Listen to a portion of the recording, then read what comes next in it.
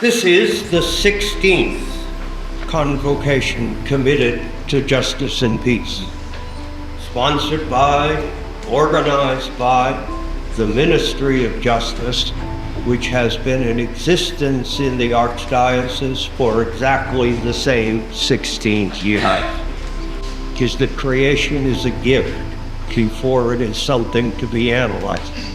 But once we appreciate the sacredness of the gift, then we are obliged to the work of analysis and witness, which allows the Church to carry forward what Pope Francis has catalyzed among us.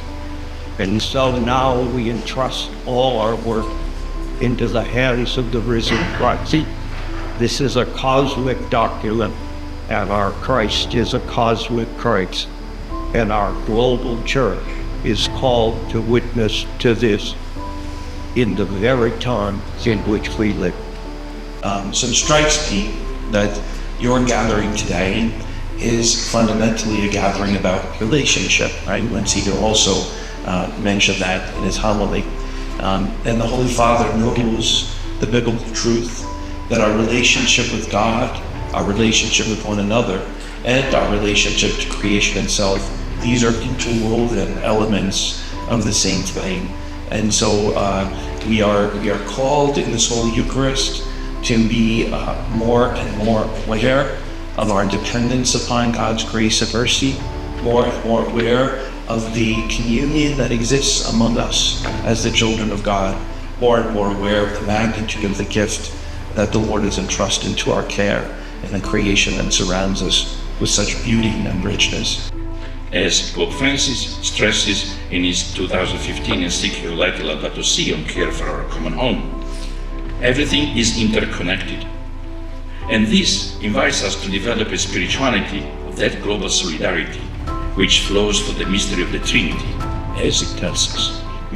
As St. Paul John Paul II stressed, solidarity, and I quote, is not a feeling of vague compassion or shadow distress at the misfortunes of so many people, both near and far. On the contrary, it is a firm and persevering determination to commit oneself to the common good, that is to say, to the good of all and of each individual, because we are all really responsible for all. And what? We would not want to be remembered as the generation who cared more for its machines than for people. Exactly.